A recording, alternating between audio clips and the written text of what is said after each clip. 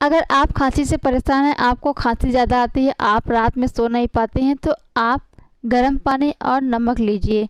गर्म पानी नमक यह बहुत ही अच्छा रामबाण औषधि है खांसी के लिए। आप गर्म पानी नमक आप घोल लीजिए और जब भी आपको खांसी है तो आप पी लीजिए। तो इससे आपके गले का संकट वो कम कर देता है और बहुत जल्दी आपको आराम भी मिल जाता है।